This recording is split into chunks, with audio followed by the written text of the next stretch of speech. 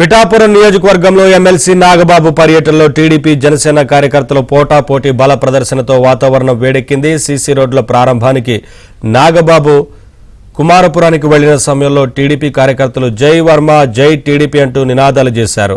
పోటీగా జై జనసేన జై పవన్ కళ్యాణ్ అంటూ జనసేన కార్యకర్తలు కూడా నినాదాలు చేశారు. అయితే నాగబాబు కార్యక్రమానికి వర్మకు ఆహ్వానం అందకపోవడంతో ఈ రగడ చెలరేగింది అంటున్నారు.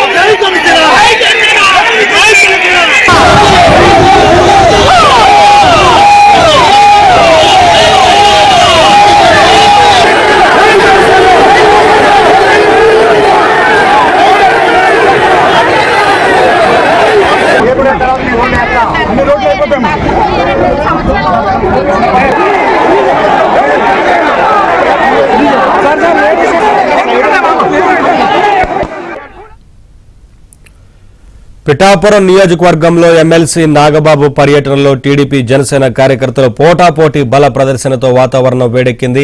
సీసీ రోడ్ల ప్రారంభానికి నాగబాబు కుమారపురానికి వెళ్లిన సమయంలో టీడీపీ కార్యకర్తలు జై వర్మ జై టీడీపీ అంటూ నినాదాలు చేశారు. పోటీగా జై జనసేన జై పవన్ కళ్యాణ్ అంటూ జనసేన కార్యకర్తలు కూడా నినాదాలు చేశారు. అయితే నాగబాబు కార్యక్రమానికి వర్మకు ఆహ్వానం అందకపోవడంతో ఈ రగడ చెలరేగింది అంటున్నారు.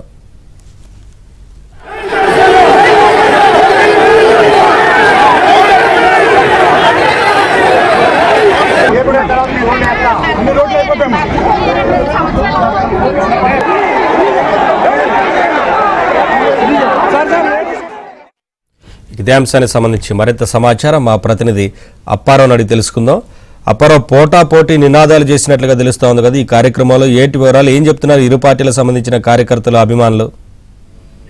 నవీన్, కాకినాడ జిల్లా పిఠాపురం నియోజకవర్గంలో గడిచిన 2 రోజులుగా జనసేన తెలుగుదేశం పార్టీలు పోటాపోటీగా నినాదాలు చేసుకుంటడం కాస్త ఉద్రిక్తగా నెలకొన్నాయని చెప్పాలి. ప్రధానంగా ఎమ్మెల్సీ నాగబాబు పదవి బాధ్యతలు చేపట్టిన తర్వాత నిన్న తొలిసారిగా పిఠాపురం నియోజకవర్గంలో ఎమ్మెల్సీ హోదాలో పర్యటించారు.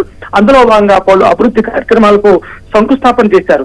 అయితే ఈ క్రమంలో తెలుగుదేశం పార్టీకి సంబంధించి కార్యకర్తలు ఆ కార్యక్రమాన్ని హాజరయ్యి జై వర్మ అంటూ నినాదాలు చేశారు. అదే సమయంలో అక్కడ కూడా ఉన్న జనసేన కార్యకర్తలందరూ కూడా జై పవన్ అంటూ నినాదాలు చేశారు.